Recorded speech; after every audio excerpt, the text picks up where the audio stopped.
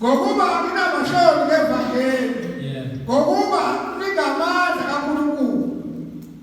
ngokuba indiswa kulowo nalowo okholwa yini ngokuba akinamahloni ngani ngevangeli awuphindwa ngokuba akinamahloni ngevangeli ngokuba lingamandla kaNkulunkulu kube insindiso kulowo nalowo okholwayo kube insindiso kulowo nalowo njani okholwayo ngoba khona bangakhona noma sekukhulunyile amen sekufakaziwe ngalo bafundiswa ngalo bangakhona lingamandla kaNkulunkulu anginamahloni ngevangeli anginamahloni okubhekana nama-exam anginamahloni okubhekana nezinto ebengidlule kuzo anginamahloni ngevangeli ngingena khona nalapho kuthiwa ngisangeni khona nalapho bekuthiwa indawo la enezitha khona kodwa sekuyangena ngoba nginamahloni ngani anginamahloni ngevangeli ngokuba lingamandla kaNkulunkulu ungaba namahloni kanjani ngento engamandla kaNkulunkulu likube insindiso kulowo nalowo okholwayo amen hayi bantu abamahloni awasale phansi amahloni ukhandwa amabutho ukhandwa amasosha akhandwa abantu abazofudumeza inhlalo ukhandwa inhlalo zabantu ukhandwa abantu abaningisa amabutho ancane kwazi aye empini ephethe ikhonto eyobhekana nabamhlophe bephethe ibhanga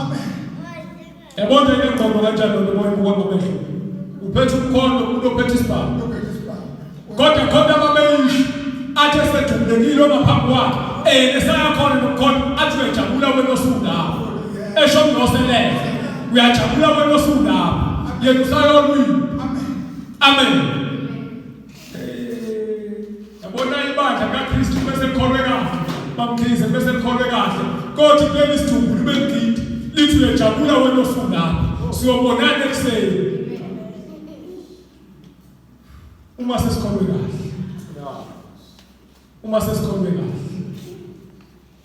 sithi mehambile umzalwane hambele ekholweni amen unempeza wethu evuma ukuthi njengoba elele ngilalele ekholweni amen sithi uyajabula wena osundapho siyobonana ekuseni uma nathi sisale sihamba kahle ivangeli ngoba akulona ivangeli lokuqina nolobuhlakani lokufunda kakhulu amen kodwa lenkosi uJesu athi uPawulu ngoba angikufundanga nabantu kodwa kwamukele khona inkosi uJesu ngoba lingene inkosi uJesu qina abantu abasha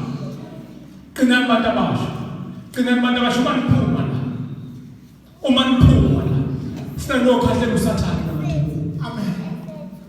uma niphuma la ngqondana mzukulu wakho akunomzukulu omuhle bazana kana kwakho umzukulu wakho awuphamisa izandla mzukulu funa niphume la mzukulu lokho kahle usathane namadimoni nimqonde nibambe iculo abantu basezweni elithi asizuma umuntu siqonda usathane simqonda lithi iBhayibheli encwadini kaPetru lithi melana naye niqinile ekholweni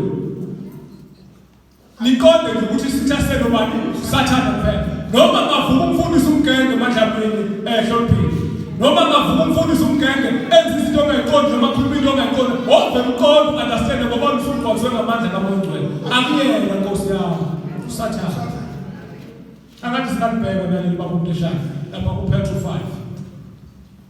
5 mamdlamini thatha indawo yakho ukuthi ngithatha indawo yakho leli verse ngikufunda lona ngikubulawa